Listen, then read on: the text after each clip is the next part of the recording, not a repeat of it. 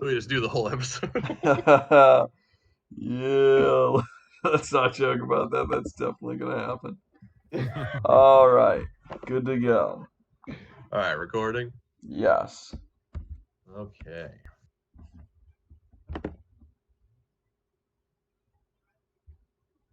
All right, you guys, we are back again. Welcome to Cantina Radio. My name is James St. Pierre, and as always, I'm joined by my two favorite people in the world. We got Tiernan McDonald, Howdy.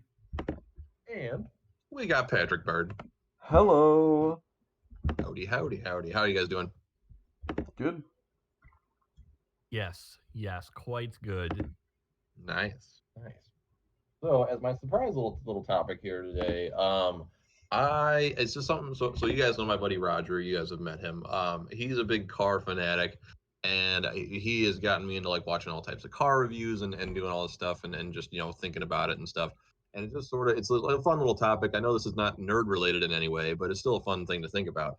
Do you guys have like a dream car, like money no object? Just kind of like if you won the lottery one day, what car you would buy? Take it away, P-Bird. Oh, so yeah, I don't have. The answer is no, essentially. Cars are just for me a way of getting from point A to point B. There is no, yeah, there is no real love between me and cars. As long as it works, it's fine. All right. Kieran? It's funny. Honestly, the first car that jumps into my mind is I always thought El Caminos were really cool. Okay. Yeah, I can and respect that. I mean, hey, that's a cool one. I don't know why, and they're not The left supposed. field. Also, I don't know anything about cars. There are certain cars that I'm kind of nostalgic about. Like my buddy Stumpy, who sadly passed away. His favorite car was like an RSX. Or he wanted an Yeah, those are RSX great. real bad, and I'm kind of nostalgic about that car. I think it's I just think it's cool, and every time I see it, I think of my pal. But yeah, I'm certainly not a car guy. I know that P Bird and I are very similar, where it's just like 75% of the car, if 75% of the time, if we get in the car, we're gonna wind up lost somewhere. 100% of the time. Yeah, Happens so most that's of the time. aggravating. My wife actually, she wants a Tesla real bad. Good luck. Oh, a Tesla! babe. Wow. A Tesla. Hell yeah. She likes cars quite a bit. But yeah, I an El Camino, just so I could throw, I don't know, my garbage in the back. All right, cool. I guess I've put a little bit more thought into this recently, especially, but I've always been a big Audi fan for some reason. So like, Sure. I'm a big fan of the. They just brought a car called the RS6 Avant over from Europe for the first time to North America, and it's basically it's the 6 series that they have, which is a pretty standard looking kind of sedan, but they put like a really powerful engine in it, and they also made it a station wagon, but it's like awesome looking. So I don't know. I'm a big fan of that. That one just recently came to North America, so that one's kind of a cool one for me. But Audis in general would kind of be my Can you my show go-to us brand. this car, James? Yeah, I'm gonna look it up for you. Wasn't the DeLorean made in Ireland? I don't know. I know that the Sure. DeLorean, like the guy, was Irish, and I think the DeLorean itself was like made in Ireland, which makes it the best car. Obviously. Naturally. All right, Irish I've got engineering. some photos for you. Let me pull it up here. The DeLorean was also like notoriously a shitty car, I'm pretty sure. So yeah, that's the RS6 Possible. Avant. It's just beautiful. Okay. But it's also like incredibly fast. Like I think this thing does 0 to 60 in like 3.7 seconds or something crazy. It's got like something like 500 or 600 horsepower or whatever. Like it's $130,000 car. Like it's a fucking insane beast Dang. of a car. But I don't know. I love it. I love that it's a station wagon. I think that's cool and hilarious. and it's also like just mean looking and just I don't know. I like it. I like it a lot. Are you a fast driver, Jim? You know, it's funny. Ever since I've recently moved a little bit further away from my job over last summer, and ever since I got on the highway more, or like I finally got myself a because I never used to drive on the highway. I wasn't that big of a highway driver, Me and I neither. never needed to. Yeah. So I finally got, now I have to every day. I am finding myself with a much bigger lead foot than ever I've had in my life, and it's just because I'm going, I mean, on the highway, I think the speed limit's like 65, but everybody's going like 75, 80 miles per hour on the highway, and then when you get off the highway and you have to go 45 again, it's just like, oh God, like it feels so much slower. So The I need wouldn't for call speed. myself like, because like my buddy Roger, who I mentioned, he's like a car fanatic. Like cars are kind of his hobbies, or one of his hobbies, and he would definitely be that, like we were talking about the other day, where he's just like, yeah, things like heights and stuff like that don't freak me out, or or do freak me out, excuse me. But like going super fast, like going like 200 miles an hour in a car, like that seems exciting to me. Um, which is a little scary in my mind, but also kind of cool at the same time. Um, but yeah, I don't know. I think it's a cool car. I like the idea of owning like a practical, but also like can beat any other car on the road sort of thing, and it's fun. Did The you guys I hear have about a the news story where people were going super fast across the United States of America when the pandemic first started? no. No. So I guess like these groups of people set up like essentially chains of people to watch out for like the less number of police, and they would just as fast as possible like shoot all the way across America in just like a Wow. couple of hours. No, that's Wait, impossible. that's not possible. Yeah. I mean, Ha- uh, In a, I'm confused by this. so they just let me see if I can't find the thing. So While because he was when the working. pandemic started, police weren't as actively out. Right. People just set up these groups of people to watch for police and just like fake cars to divert police.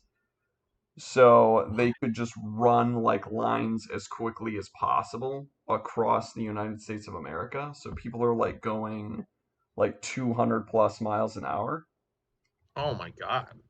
just like because they could. That's hilarious. Yeah, I had not heard about this at all.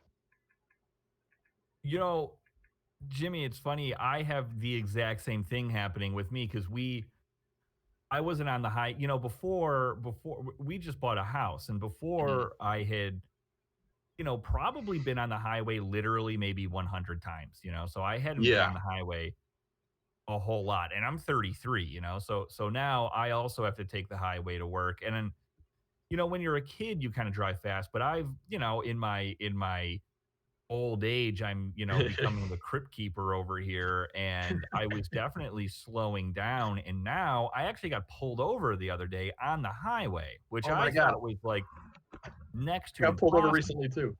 Yeah. And the guy was like, yeah, I Criminals. clocked you going 89. And I was like, Whoa. no, you didn't. I was not going 89. And I mean, he let me go with a warning because I'm a charmer, but Yeah, it was, the lady that it pulled me was over also basically just gave me a verbal warning. She didn't even write anything down. Um, so she was super cool. But I think I was going. I think it was more like a freeway, and I think the speed limit was like 55, and I was going like 75 or something like that. So I'm pretty lucky because I think anything over, I think 20 miles an hour over the speed limit is considered reckless driving, and it's like a misdemeanor or something like that. mhm. I don't really Damn. know the laws, but um, yeah, no, I thought I was really lucky with that Yeah, one. that highway hypnosis thing is definitely a thing because now everywhere I go on the road, I want to be going, 65 at the Hmm. slowest. And Yep. it's now Patrick Bird, I know you to be a very grandmotherly driver. Yes, this is accurate. Just an aside for the race across America. Somebody finished in 26 hours and 38 minutes going from New York City to California. That's Wow. absolutely fucking crazy. Their average does make more speed sense is because 106 miles an hour. the average speed is The 106. average speed. Wow, Oh, that's pretty man. crazy. Yeah, that's pretty rad. America. You know, you can get across the entire island of Ireland in like a heartbeat. Yeah. You I know, like believe it. you can do it on one tank of gas. That's one of the coolest things that I think about with Europe, right? Where it's just like, dude, you can be in France and you can pop on a train and go to a different country. How crazy is that? And I've Yeah. heard stories of, you know, folks from Europe coming here and like going to Texas or whatever, and then being like, yeah, you know, I think we'll just like pop over to New York. And it's like, that's impossible. You Yeah. can't pop over Yeah, to I've New York. heard of that. You gotta Yeah. charter a plane. Like, Yeah. I mean, even in Texas, shit, in Texas, you can take planes from one city in Texas to another. You know, like Texas is bigger than most of the countries in Europe, I think. So I think yeah, I that's think it's that's about pretty the funny. same size as France. It's got, I would imagine it's bigger. It could be. It might be. Ha, Europe. Maybe. Europe. Oh man. Yeah, I Cool. think I don't know. But flights yeah. are also super cheap in Europe. Just flying to a different country. Mm-hmm. Yeah. But also they're pretty much everywhere. You know, I mean Japan and you know a lot of Asian countries are this ways too, where like their public transportation is just like way better. Yeah, I've heard that. For sure, like trains and buses and stuff like that. Like they're always like crazy on time, and I think it's Japan where like if they're even like a couple of minutes late, they have to give you a form that explains to your boss why you're a couple minutes late. Dang. That's service Yeah. right there. Yeah, man. Well, Pretty and crazy. you've got to imagine that like the buses in Japan are also less full of vomit and you know, violent thugs and this kind of thing. Yep. Yeah. We've also got bullet trains in Japan. Yeah. Yeah, but Mhm. isn't Elon coming up with some kind of like crazy wacky I'm train sure he is. system? Yeah, I'm sure he Or at is. least He's like- cooking up something. he's always he's always, man, I'm just waiting for him to build a fucking Iron Man suit. Yeah. It's just gonna have like Lex Luthor.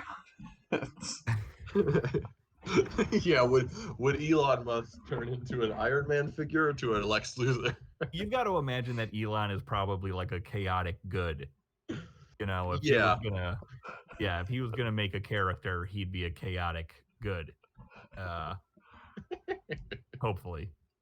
Oh yeah, we can only hope. We will Yeah. hope and pray. Oh man. Because it's clear to me that if you take the two, you got Elon and he's the Tony Stark, and then you take Bezos and he's more Yes. the Lex Luthor type. He's even bald. Yeah. 100%. You are accurate. Can confirm he is Yeah. bald. All right, you mooks, let's talk about video games. All right, let's Yeah, do who it. wants to go first? Not me. Tierney. All right. Sure. So I just kind of you know, because these are early podcast episodes, and to get, you know, whatever audience we eventually have and that kind of thing introduced to us, I just wanted to talk a little bit about our favorite genres and some of our favorite games in those genres. So I mean, if you guys don't mind, what I would like to do is just kind of list a genre. We'll talk about what games we like in that genre, and then we'll move on to a different one. Does that sound good? Sure. Good with me. Okay, cool. So for me, my first one, because I think it's collectively kind of our collective favorite, is would be RPGs. And Agreed. Yeah. in order to be you know, to be nice to James, I'm not going to steal his favorite RPG, which is also mine. I appreciate So I'm just gonna go with in the RPG genre, my kind of go-to if there's nothing to play and I just want to go around in a familiar world. And I really don't play games a whole lot for that whole escapism thing. But if there's one game that does the escape thing for me, it's going to be Fallout. Whether that's 3 or New Vegas or 4 or whatever. I love Fallout. I want them to make 76 was such a letdown, but I want comic books, I want movies, and I isn't Amazon working on a Fallout show? I don't know. I want to say you're right. Yeah, I'm almost positive. I will Google it. Well, either way, I want books, I want movies, I want more games, I want board games, I want all of it. Fallout is an amazing universe. I think my favorite one is probably New Vegas. And even things that people don't like about that game, I tend to dig. Like, what did you guys think about the whole repairing your weapons mechanic in New Vegas? It was fine. So for me, New Vegas was actually and I know I might be the outlier here because Pat, I don't know your opinions, but Tiernan's, I know yours. New Vegas is my least favorite of the Fallout games that I've played. I never played 76. I'm sure that would be my least favorite, and I also have not played like the early ones, like the early PC ones. But Fallout 3 was my favorite, and then Fallout 4 is probably my second. Um, New Vegas was fine. I just and the that mechanic was, I don't know. I don't remember being bothered by it necessarily. Um, I don't remember particularly liking it either, but it was kind of like a whatever thing for me. Even though it was a cheap way for you basically to get some use out of the myriad of weapons that would just be dropped. Because the cool thing about it for me was you have this awesome hunting rifle that you've pimped out or whatever. And then you pick up 1,000 hunting rifles from all the guys that you're killing. And if you already have one, there's nothing you can do with it. But in New Vegas, you can use the components. You can basically just break it apart and use it to repair your other hunting rifle. So it was a little mechanic that gave you something to do with all the weapons lying around. I thought that was really cool. But aside from that, the way the quests went in New Vegas, there's that one where you kind of slowly find out that these people running this casino or this hotel or something were cannibals. The I think it's the second or third town that you get to. This is what really opened my eyes about that game. I think it's the third town, and you get there, and the main bad guy of the game, Caesar's Legion or Kaisar's Legion or whatever, had like crucified and burned a bunch of the townspeople, and I was Yeah. instantly Yeah. like, I'm going to town on these assholes. I can't wait. It's time to join. Yeah, I can't wait to no, definitely not. Not for me. I've got that weird gaming conscience. I have to be annoyingly good. And I just moped Caesar's Legion every chance I fucking got because they were such despicable, cowardly assholes. Yeah, and I'm definitely with you on the whole positivity thing in gaming. I'm the same way. I have to play as a good guy. I can't play as the bad guy. I've tried. I almost always play as a good guy. I was stupefied to hear that at one point you guys hadn't played the Dark Brotherhood storyline for the Elder Scrolls series, though. I killed them. Right. I killed them. Yeah, I couldn't. How dare you guys think of the trophies? Are either one of you guys still doing trophy hunting at all? Not hunting, no. I've been trying to get. I play a lot of Overwatch lately, and I've been trying to get the trophies on that just because that game is so old. But yeah, not too much of it.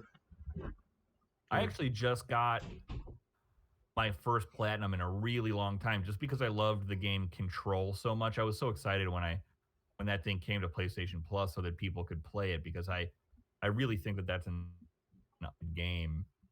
And I loved it so much that the second time that I played through it, I was like, fuck it, man. I'm going to go back and I'm going to get all the trophies. So I recently got another platinum. It's, I think maybe my fourth platinum, third or fourth, something like that. And yeah, I've only got like 3. Yeah, I don't have many. So yeah, what else? What other let's ask you here, P Bird. Which one of your favorite RPGs? One of my favorite RPGs because of the contrast to the later games that don't have those elements is Paper Mario Thousand Year Door. Hell yeah, bro. Good one. So it's the best Paper Mario game, I think, Yeah. by far. But the contrast of just all the RPG elements are taken out of the later games, and I feel like they really suffer for it. And it's just Totally. one of That those, yeah, you go. that I just, and you're totally right, and I'm kind of baffled at why they haven't been able to do another good one. And Mario RPGs, like Super Mario RPG, is one of my favorite RPGs ever. And you're absolutely right. Thousand Year Door is amazing, and why they haven't been able to, just do kind of that formula again. Give us a traditional turn-based JRPG instead of all this weird shenaniganry that they do with what are they called? Like, I can't even fucking remember what they're called. But yeah, they all suck. The last good Mario RPG was definitely Thousand Year Door. Yeah. Shoes. What about you, Jim? So yeah, you guys will know this about me, but anybody who's new to our show here will probably quickly learn this. My favorite video game of all time is Mass Effect, and while Mass Effect also I not necessarily struggles, but that's the wrong term, but like they get a little bit less RPG and a little bit more action after the first game. Like with the first one, like it's pretty very much more RPG elements, but they're still RPGs for sure. Um, those games are my favorite games ever. If heck, I'll pick that for every genre. You know what I mean? If I could. Um, but yeah, I love Mass Effect quite a bit. That's easily my favorite RPG game for sure. I know we all love it. If you had to pick one, what's your favorite Mass Effect? Two, Mass Effect 2. It's the first one I played, so it was the introduction because I didn't have a 360 when the original one came out. So For I had a PS3. shame, James. For shame. I went back to it. But yeah, 2 was the first one I played. I was able to, really kind of get into the series with that one. I think 2, well, I think people with 3 anyway, like my favorite things in the game, like in the Mass Effect trilogy, happens in 3 because it's the culmination of the storyline. 2 is still my favorite for sure. It's a more complete game. I think it doesn't suffer from the difficult ending issues that 3 had, which are overblown in my opinion, but still there. But yeah, 2 would be my pick for it. Are you pumped at all for the remaster? Absolutely. I it's been a long time since I've gone through those games again, and I've played them. Let's see, I've played 2 and 3 both I've gone through 3 times each, and then 1 because I didn't have it originally, I've played twice. So it's really kind of exciting to be able to go back and play a third time through, kind of, just remind myself of the whole glory of it. I'm very excited. Do you have a favorite Mass Effect, P-Bird? I also think 2 is my favorite. I think they really ironed out the loyalty and the missions to just build up trust between you and your compatriots. Hmm. Yeah. Also, yeah, it's just an amazing crew of people. What's your level of excitement for the remaster?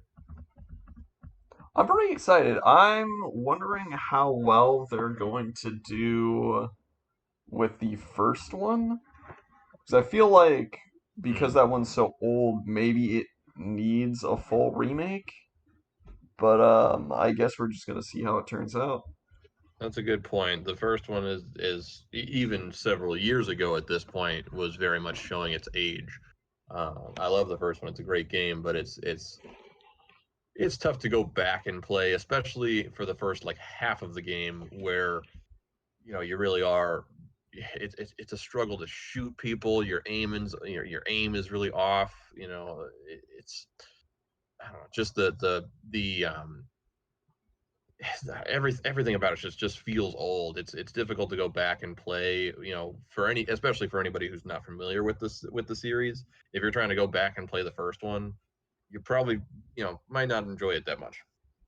Yeah, it It's the definitely most definitely suffers from just trying to be hyper realistic, but seeing how that has further developed over the years. it's Hmm. the most heavily touched up from what I understand. It needed to The, be.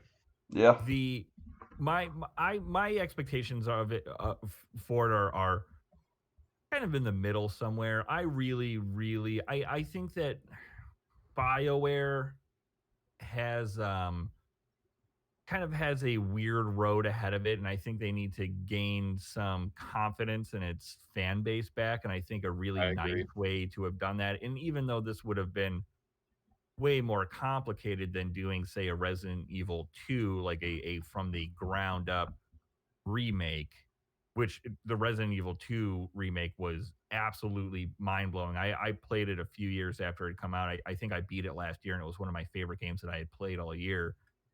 And I really feel it would have been cool, instead of remastering all three in one fell swoop, remaking from the ground up one, and then remaking two and remaking three would have been a better idea in my opinion. But I'm very excited for their. I have them pre-ordered and paid Hmm. off already, ready to go. So I'm pretty pumped, and I think they come out in May. May is Yeah, it's a not far. huge month. It's like the first big month for video game releases this year. Um, Far Cry and Resident Evil 8, or which I think is the game that I'm most excited for right now. So May is going to be big, and yes, Mass Effect 1, by the way, is still my favorite. So I'm very excited to hear that that's the most touched up one, and I can't wait to see the changes. How Hmm. about Agreed. how about shooters, fellas? Jimmy, how do you feel about shooters? What's your favorite? What's your go-to shooter? This is an easy one for me. Halo. Halo. It just kind of set the standard for what shooters are. I remember playing. I played a ton with my brother back in the day. I have a lot of good memories there. And even beyond that, I played like when Halo Reach came out. That one was fun. Even playing online, which I know none of us are huge online gamers, especially in that crowd, like the first person shooter crowd, but it's still fun occasionally, and I play a lot of those with my buddies and stuff like that. So yeah, Halo is a pretty easy choice for me as far as first person shooters go. Do you have an entry that's closest to your heart? Oh, Halo One, yeah, the original, the first one for sure. Agreed. Agreed. Halo 1. I'm so nostalgic about Halo 1. And yeah, I'm not a huge Same. shooter guy either, but Halo is definitely up there for me in the first one. And Reach is also uh Reach is very good. quite Yeah. quite good. How about you, Pabird? What's your favorite shooter? Uh, I play a lot of Overwatch, so I'm gonna say Overwatch. That can be your Although, favorite I shooter. guess Oh, for BioShock. some characters, that's not really a shooter. Does But that even count? oh, I would say Overwatch is a shooter all day. Well, I've never played it. Elaborate. Why isn't it a shooter for certain characters? Oh, some people just have. Yeah, some people are just like melee characters. I see. I see. Well, overwhelmingly, that would be a competitive, like online shooter, I would imagine, right? Yeah, I'm gonna say Overwatch. I'm surprised you didn't go I just play BioShock. Overwatch with a lot of my buddies, and it's just one of the multiplayer games that has stood the test of time really well. Those characters are super well designed, and it's stylized in a neat way. It's one of the only online shooters that I have any interest in. I mean, I'll never play it, but I am Fair, fair. somewhat interested in it. Just for the just so folks know, because I thought you were going to go Bioshock, and is Bioshock 2 still your favorite of the Bioshock? It is still my favorite of the Bioshocks. It's so ridiculous. It's very cool. It's a very P bird. It's peccadillo. Peccadillo. Correction, though, it's not cool. How I dare you, I need to James? go back. I've been wanting to play Infinite again. I've been kind of wanting to play all of those again. They're certainly up there for me. Although I think my favorite shooters are probably Far Cry. The It's just fun to go around and check all the little stuff off the map. Hmm. Yeah, I And respect that. Far Cry 5 because of all the weird culty, Americana stuff. You can just go and find people's bunkers and loot their stuff and read little notes about how things were going to shit. I think the bad guys are really cool, and Far Cry is amazing. I'm so excited for Far Cry 5. It's got that fella from the bad guy from Breaking Bad and Yeah, Mandalorian. right. What is his name? Oh man, Carlos or something. I don't know. that But sounds familiar. yeah, he's there's something very sinister about him, even though he's not even though he's not a very imposing man. He still is very threatening and intimidating, and I'm not quite sure why. I can't put my finger on it. So he's going to be a great bad guy. I think it takes place in like South America, where basically all the most brutal things in the entire world happen in South America. It's like the worst place on the planet. So I'm very much looking forward to spending some time there virtually because I will never go there physically. I got a name for you, by the way. So the actor's name is Giancarlo Esposito. Yeah, he's even got a threatening name. Does it sound South American? I don't know. It sounds, but It doesn't sounds sound Irish. no, it doesn't sound Irish, and it sounds like he's gonna flay someone from a rival cartel or something. Oh god. I agree. That's a good pick. I didn't really play much of the Far Cries, but Far Cry 3 I really got into, where I think that's kind of where the Far Cry hype comes from, is Far Cry 3. Sure. And the bad guy from 3 is also like amazingly good. I feel like I remember seeing like a behind the scenes thing, and the actor, and I don't know his name either, but the actor did such a good job that like they created the character around the actor basically, which is I really think cool. so. Dang. I think so. Yeah. Far Cry 3 was neat too because I feel like the hero's journey from this super rich kid, spoiled rich kid, down this weird path of ultra violence. The hero's journey in Far Cry 3, I think, is the most compelling. Mm. Fucking God, those games they're just so good. What about Metroidvanias? How do you guys feel about those? And if you can pick a favorite, Jimmy, what's yours? Oh my god, I feel like I should have an immediate answer for this, and I don't.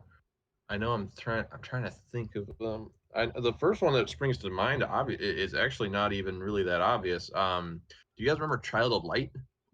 Oh yeah, I do. That's a wonderful game. I don't know why that's the first one I'm thinking of. Um, I feel like I should be thinking of something different. Like, can we swing back to me? Because I can't. I know there's something I'm forgetting. yeah, because you were recently playing Celeste, and before that, you were playing the that black and white one with the bugs. What is that one called? I haven't played much of it yet. Black and white one. Limbo? No, it can't be Limbo, is it? No, not Limbo. I can't remember what it was called. Yeah, we can swing back around to you. Peeper, do you have a favorite? What do you think of the Hmm. Metroidvania genre? I like it. I don't think I've played too many games in it. Is Shovel Knight one of those games? Oh yeah. Yeah, I would call Shovel Knight it's not, a traditional Metroidvania, but I would certainly, yeah, Shovel Knight's a great one. Yeah, I think Shovel Knight is the most recent game that I've played of that genre. And yeah, it far exceeded my expectations. Yeah, that's a killer game, super difficult, really, really well put together. I can't wait to see what Yacht Club comes up with next. They just produced they what Sh- Cyber Shadow. They did that one. I think Machine Head Games was the developer for it. And it's amazing. It's very much like a Ninja Gaiden throwback. I'm stuck on a boss right now, and it's a killer game. I'm gonna skip Castlevania Symphony of the Night. I think is my favorite game of all time. So, but people have heard about Castlevania for years. Everyone knows about it. Everyone plays it. Everyone knows it's the best game of all time. So It is known. I'm going to go ahead and pick a more contemporary one that just came out not too long ago. I think it was I can't remember the name of the studio. I should have looked that up before, but a game called Blasphemous came out recently.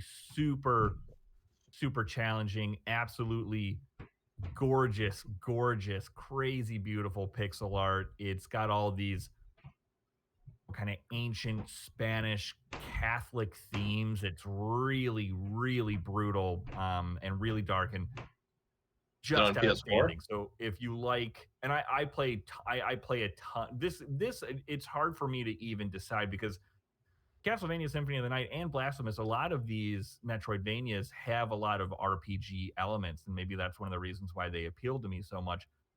But I think it might be my favorite genre because Symphony of the Night is my favorite game, and more often than not, I find myself playing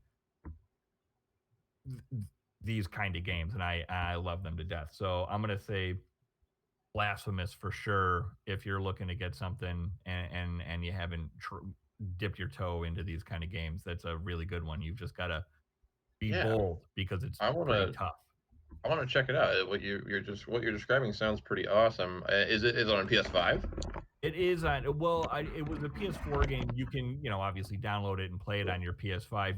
Another one that I know Jimmy and I love is Salt and Sanctuary. I was gonna mention that one. Yeah, that one's fantastic. Yeah, another one very, very inspired by the Souls genre, which we probably should have talked about when we were doing our RPGs because the Souls games are amazing. But yeah, so those are great. All right. What about real quick? The last one I'm going to bring up. I was going to do stealth games, but I don't think we're. Oh, I'm sorry. Go ahead. Circle back to me. I got two I want to bring up for the Metroidvania style. I thought I took it by saying by. No, I was going to bring that up just to bring it up because that's a fantastic game. But I've got two that are really on the top of my list, and I do struggle to pick between them. The one that you were trying to, and I feel bad I couldn't remember these things. The one that you were trying to get me to remember earlier is called Hollow Knight. There you go. Hollow Knight is wonderfully good. It's very, very good. I'm very excited. They're supposed to be making a sequel to this one that stars one of the other characters in Hollow Knight, so I'm very kind of excited about that. Although I haven't heard anything about it in a while.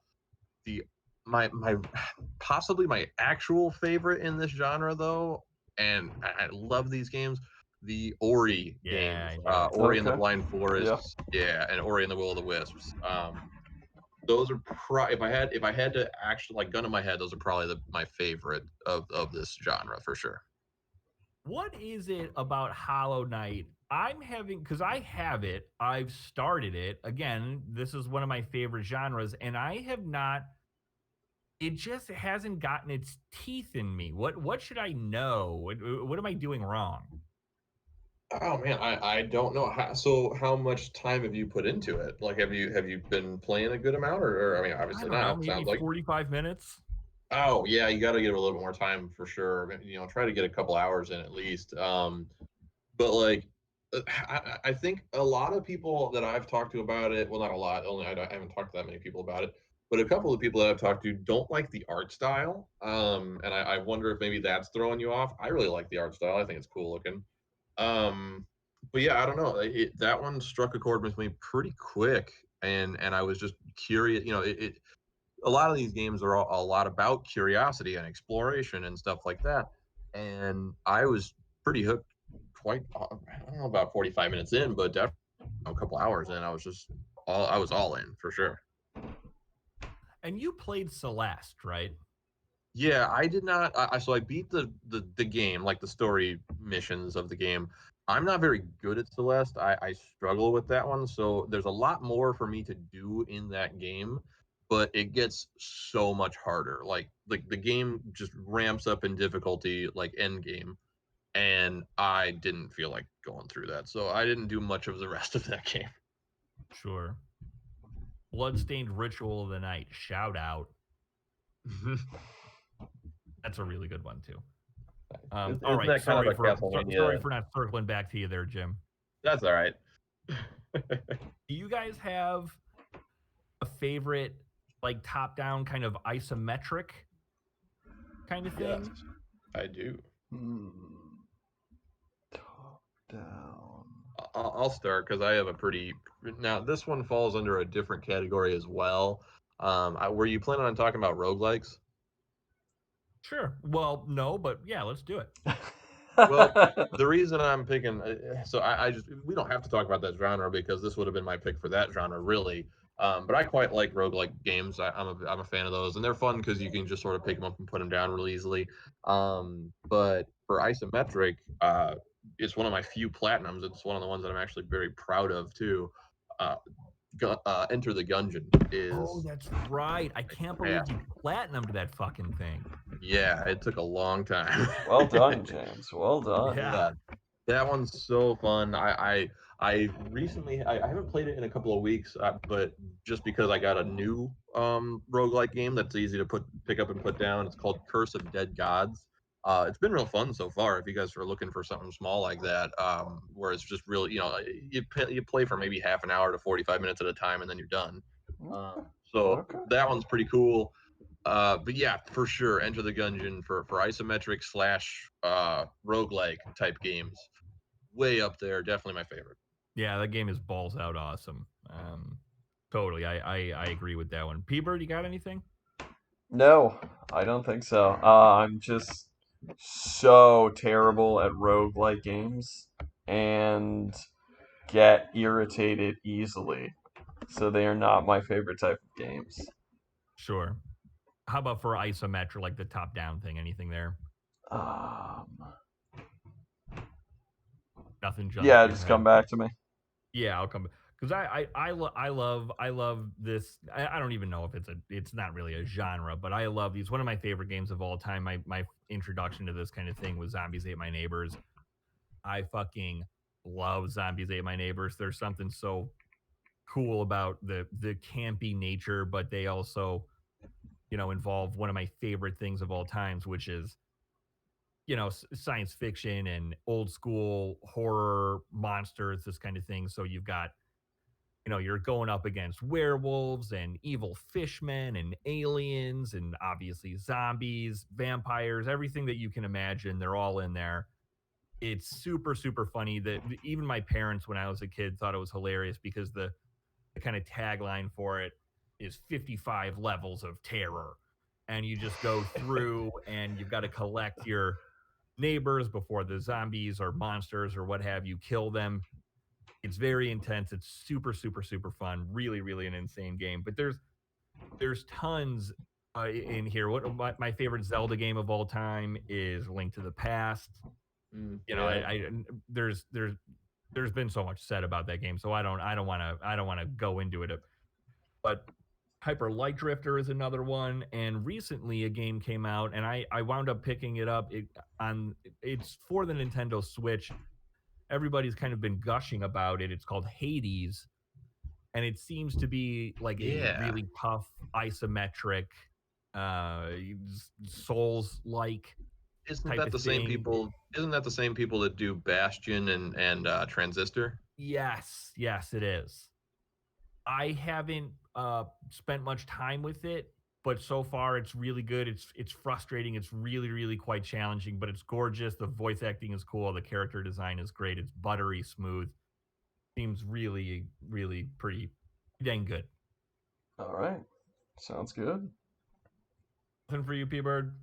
Yeah. The only thing I think I played Diablo, but also isometric.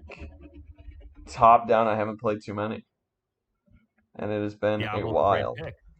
Some of the other ones that are springing to my brain. Now this might fall under a different category, but they are top-down games.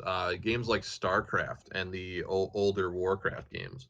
Um, those are more Sure, real-time strategy, I think, but definitely top-down and really really fun.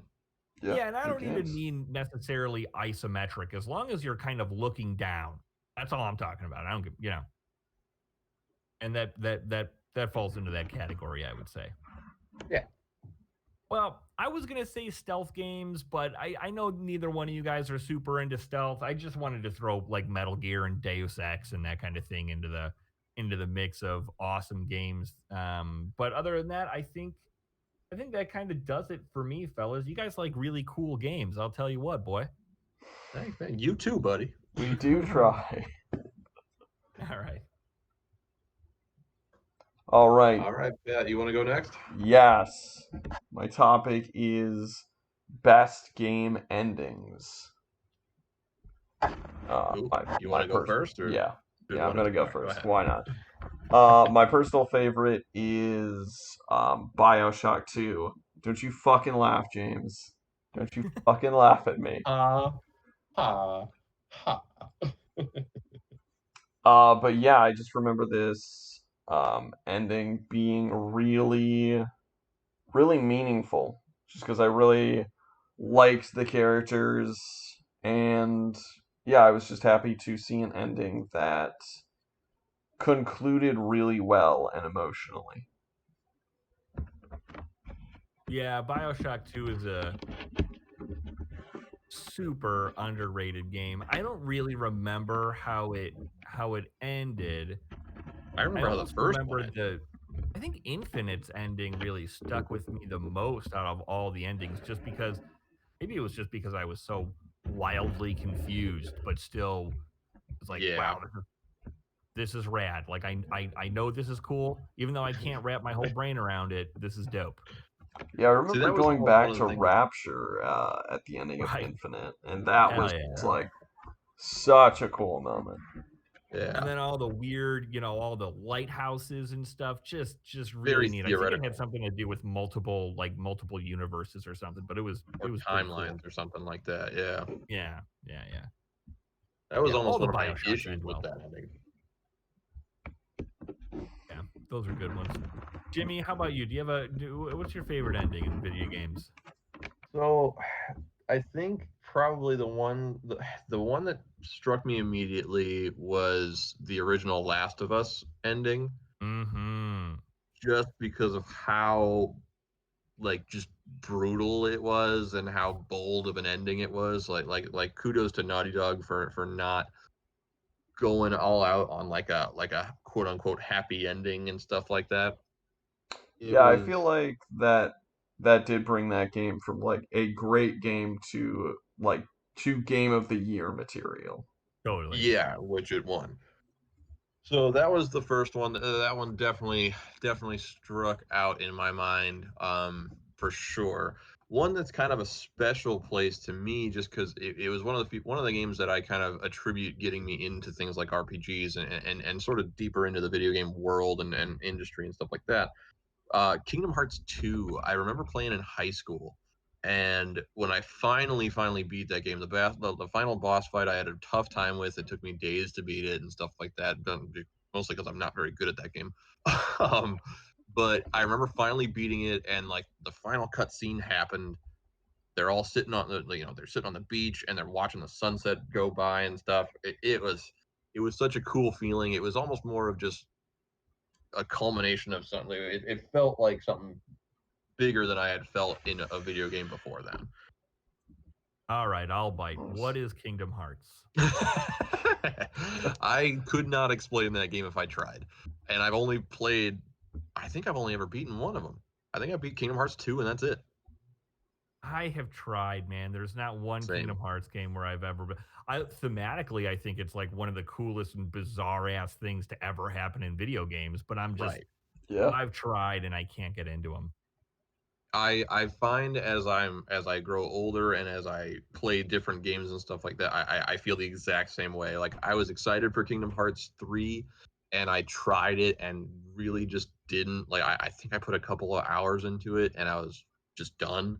Even Kingdom Hearts 1, I actually played quite a bit of when they did the remake for PS3 and couldn't finish because I played probably halfway through the game and just sort of lost interest in it. There's something happened between my 15-year-old self brain and then my 25-year-old self brain when I was playing those again, where I just lost interest in it. It's called maturity. Fair Real quick, enough. Let's real be honest, quick. none of us are mature. Keyword, do you remember the first game you ever beat? Oh, First game I ever beat. that's a tough question. Yeah, I want to say Pokemon Yellow version was the Oh, first good game one. I ever beat. Okay. Did you get a thrill? Yeah. Just beating the Elite Four felt like I had achieved something. Have you guys seen? I saw some kind of video of like epic Pokemon battle with like orchestral music and this kind of cool shit. And then somebody was like, "Is this is exactly how Pokemon felt when you were playing on a black and white or your Game Boy Color with its little chip tune music? Like it still felt super intense."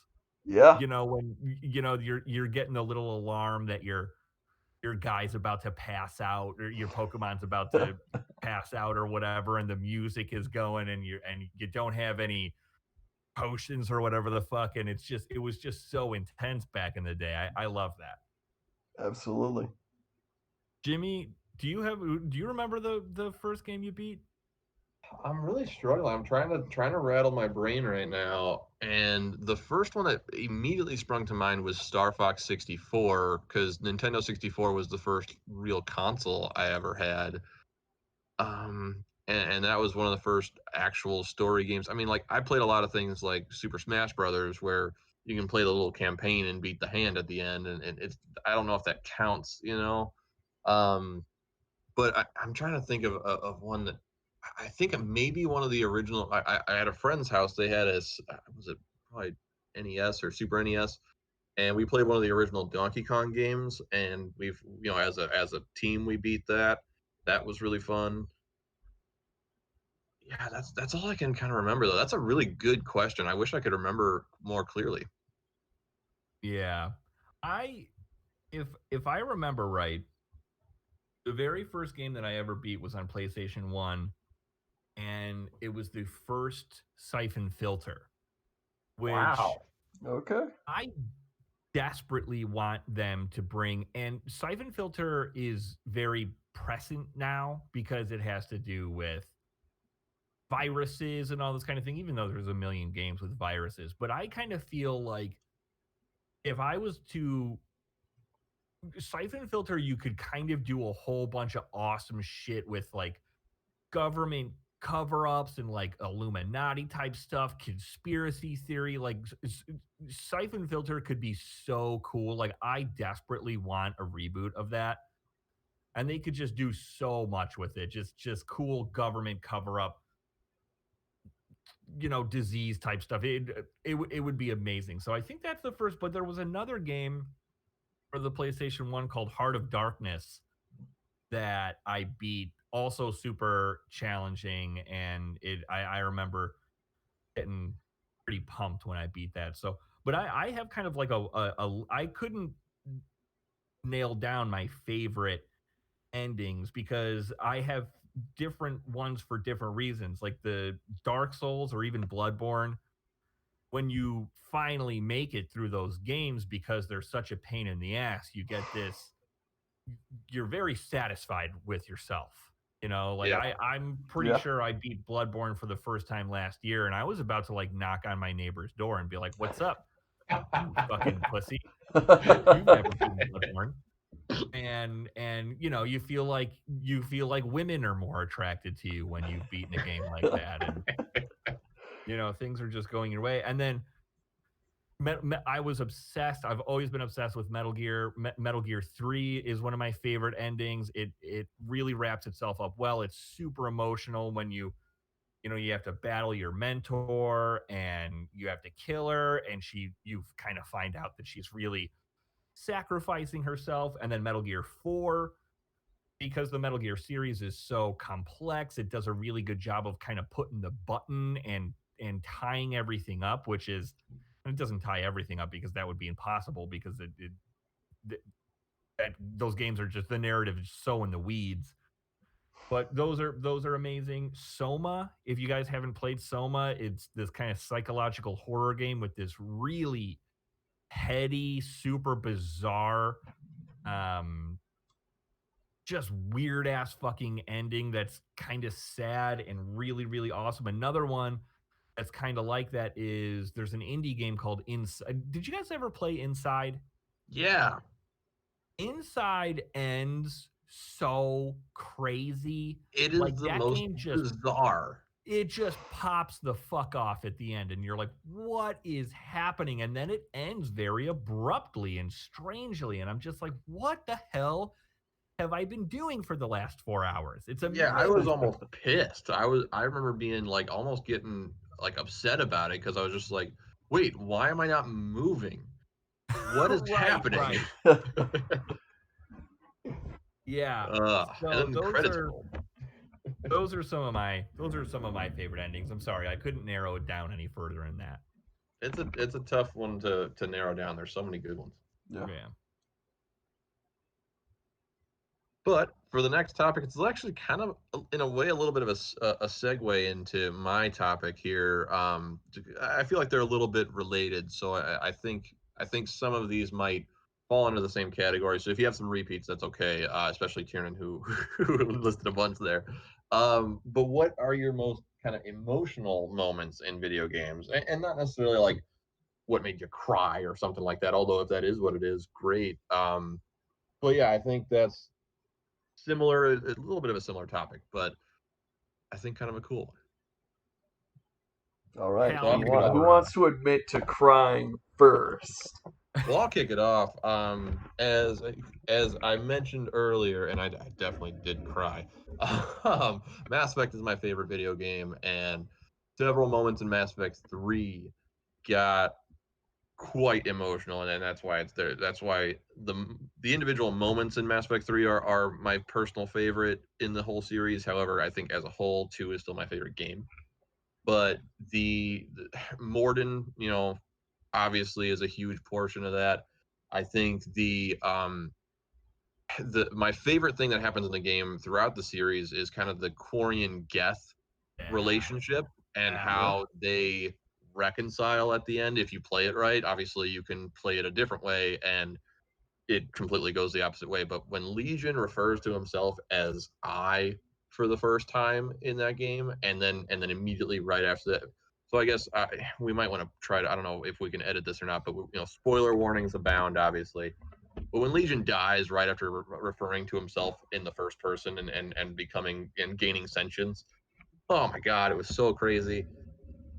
And then even this is a smaller moment, but it kind of hit me pretty hard. Even when Grunt, so I was really mean to Grunt in a lot of ways because I definitely chose the Rachni over the Krogan like every playthrough. But when you do that in the game in game 3, Grunt kind of comes through and he's like very heroic and he survives this intense battle and he shows up, he's by himself, which is kind of sad because his whole crew is gone, but he kind of pulls through. That moment got at me for sure. Yeah, Mass Effect is kind of the one that hits me the hardest in a lot of ways. A special shout out to Red Dead Redemption 1 at the end of that game. John Marston's final stand also didn't make me cry, but it definitely made me sad and upset, and I got pretty emotional on that one. That is a sad moment where you just get fucking. You've come so far, only to have it end horribly. Yeah, yeah, it sucked. What about you guys? with the Mass Effect 3 thing, and I don't remember how this came up, because the first time that I played Mass Effect 3, my Xbox had broken and Yeah, you I lost your couldn't save file. bring my saves in. So it was a very different game for me. But I remember like not being able to save Grunt, not being able to save Morden, and or no, because Grunt wasn't Save even in more. there. But I remember that one other Jamoke dying. Morden dies, and then but I remember Tally like stepping off a cliff and killing herself. Oh my god. Okay. I can Yeah. imagine. Yeah, and like I remember, I'm not I don't have much of a temper or whatever, and I'm definitely not a rage gamer, but that was like the only time where I was about to put my remote through the TV where it's just like Yeah. I can't have Tally dying. I see the problem for me is I kind of have these flashes of in games of and being emotional but not really remembering actually what was happening. So I remember The Walking Dead was one of the most emotional Yes. gaming experiences ever, but I Mhm. don't remember why. It's been so long. I just remember playing as that little girl, or maybe not even playing as her, playing as like the guy protecting her. I think his name's Yeah. Lee. Yeah, Lee, I think yeah, that's yeah, right. yeah. And that game super put me through the ringer. And Yeah. other for sure, The Last of Us. It, not just Heck, the ending, the but first 10 everyone minutes of The Last of Us.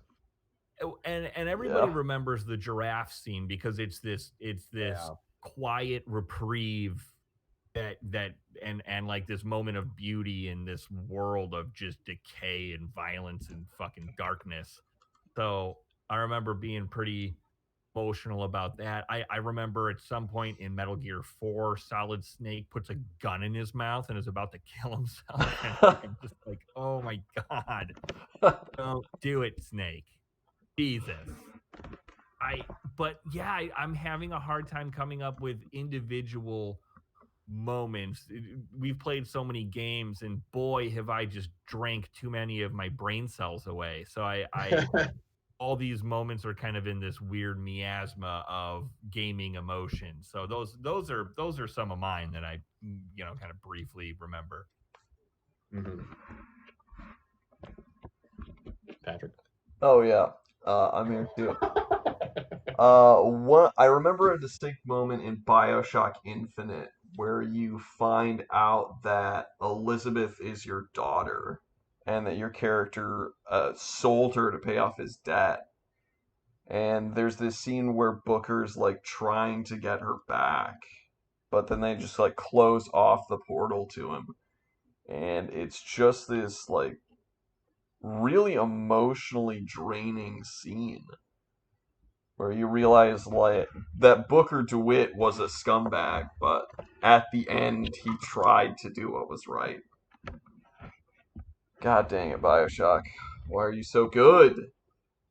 I wonder what's going to happen with BioShock because they're definitely working on another one. I think most of us kind of assume it's going to be in space or something, but it would be kind of neat if they surprised everyone and did something completely different. I really don't know what to expect. And, without Mr. Ken being there, I don't know, how high my expectations should even be. But I'm still looking forward to whatever they've got going on next. Jesus Christ. Do you guys remember like the trailers and stuff for Infinite and the fucking hype around Yeah. that son of a bitch? Jeez, it just looked Yeah. so Yeah. it was so crazy. Well, and that's the coolest thing about BioShock games, in my opinion, is just their settings. I mean, the first time you experience, you know, that underwater world, you know what I mean? Like that was incredible. And then the first time you experience Infinite, and you're up in the exact opposite. You're up in the sky, and it's colorful and crazy. Those settings are so integral to those games, and amazing just to witness. It's crazy. They're I gorgeous. I do remember being pretty emotional when Laura Croft got her mouth impaled with a tree branch in the first Tomb Raider reboot. I remember One being of those pretty those death scenes are pretty intense. Yeah. Yeah, yeah. they're pretty bad. And I remember thinking that was pretty nuts. Whoa, you didn't need to take it that far. Oh, crazy. Yeah. Cool. All right, you guys. Well, unless there's anything else y'all want to talk about, I think that's going to be our little conclusion there. Yeah, I think we are We're all good. Mm-hmm. Cool. All right. Well, thank you for joining us here on Cantina Radio. My name is James. Say goodbye to my friends Patrick Bird See ya. and Tierney McDonald. Adios. We will see you next time. Please leave us a like. Excellent.